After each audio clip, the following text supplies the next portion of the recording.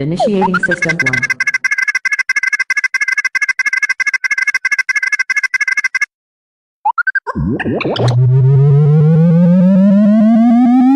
System 1 loaded.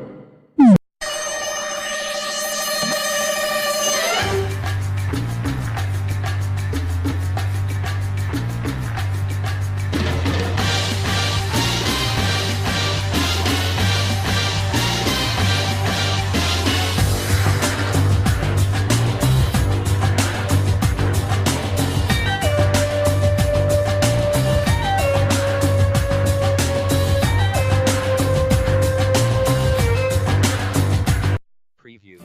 How to enhance achievement motivation in students. So before we go deeper into the topic, let us understand the definition of achievement motivation first. So, what is achievement motivation? Preview. Achievement motivation is the desire to experience success involved in activities which success depends on personal efforts and abilities. So for an example, if achievement motivated students are given a task, they will persist longer in the task even though they had faced failure before. Achievement motivated students usually attribute all their failures to lack of effort rather than just blaming it to external factors such as task difficulties and luck. In short, achievement motivated students are the kind of students that want and expect to succeed. When they experience failure, they will redouble their efforts until they do succeed. So, how can achievement motivation be enhanced?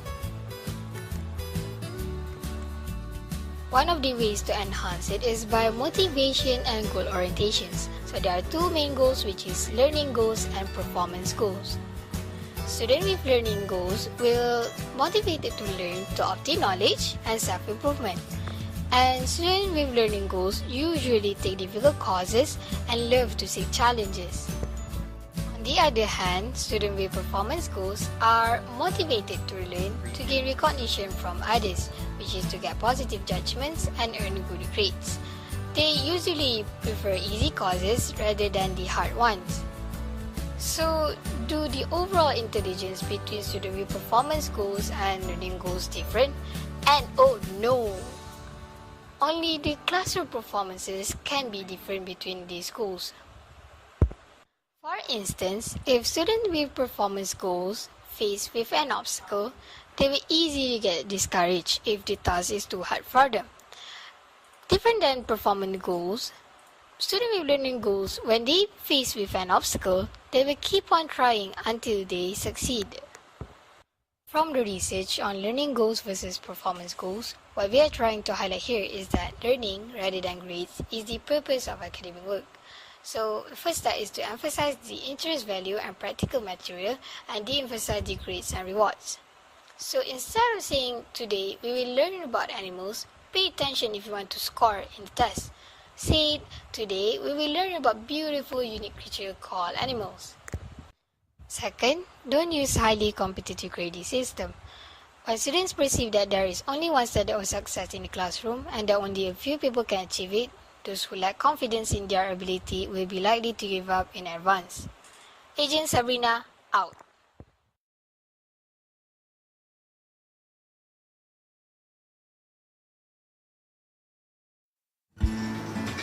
Hello! Have you ever been in a situation where you felt helpless? Like there was no reason to make the situation better or to get out of the bad situation? This phenomenon is what we call as learned helplessness.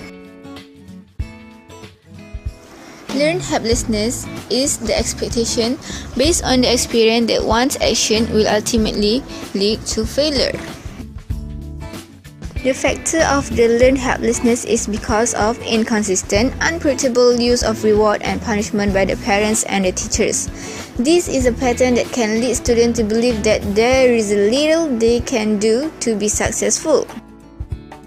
Teachers can help students to avoid learned helplessness by accentuate the positive, immediate feedback, and eliminate the negative. Accentuate the positive. The teacher should know the strength of the student. For instance, Aminah liked to talk a lot but poor in writing. The teacher should have Aminah completed the assignment by talking rather than writing. After she had gained the confidence, slowly introduce writing to her. Eliminate the negative.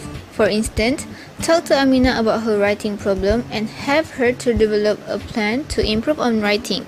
The teacher should discuss the plan and make up the contract about how the plan will be completed.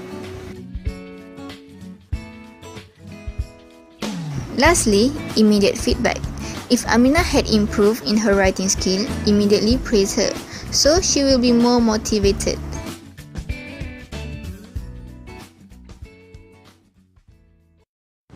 Hi, Agent Hidayah 003 is here.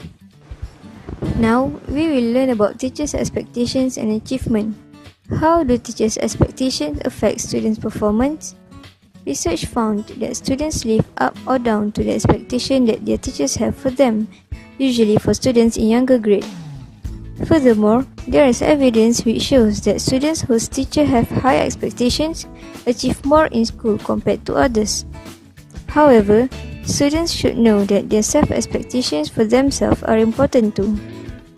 Study found that students whose self-perceptions were higher than their current performance tended to have good grades, and those whose self-perceptions were lower than their current performance tended to drop in grade. Do you know how teachers can communicate positive expectation? There are 3 ways for teachers to communicate positive expectation of their students. First, wait for students to respond. Teachers tend to wait longer for students whom they have higher expectation to answer their questions. Longer wait time can motivate students to achieve more in class. Second, avoid unnecessary achievement distinctions among students. Students' result or achievement should be a secret between a teacher and a student, not public information. Usually, students know who is good in class or who is not, but teachers still should not mention students' grade in public. Last but not least, treat all students equally. Call on all students equally to answer questions regardless their achievement, and spend equal amount of time with all students. In particular, teachers should guard against bias in school. Thank you for listening. Now, I will connect you to Agent Shara 004. Roger and out. Hello students, this is Agent 004 speaking. Welcome to the topic Anxiety and Achievement.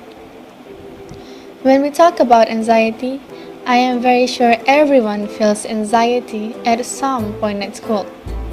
Yet, for certain students, anxiety can act as an obstacle in their learning and performance, especially on a test. The feelings of failure in a test causes anxiety, and this can block school performance in several ways. For number 1, anxious students may have some difficulties in learning in the first place. They will also have difficulty transferring and demonstrating the knowledge on a test. Thirdly, they are more likely to be overly self-conscious in performance setting, making them feeling anxious. So this leads us to a question: how exactly can anxiety students overcome this? Let's find out. Number 1, teachers can start by creating a classroom setting that is comfortable, accepting, and non-competitive to the students. Second, giving them opportunities to correct their mistakes or errors and improve their work before handing it in could also help. And thirdly, teachers can also provide clear out instructions to the students so that they can easily understand. For number 4, start a test with easy problems, continuing to difficult ones are better for anxious students to overcome their anxiety. And lastly, for number 5, tests with standard, consistent answer formats could also help the students. So hopefully after this, anxious students can be less anxious and we can reduce our level of anxiety as well. So, are you ready to get motivated? This is Agent 004, Roger and out.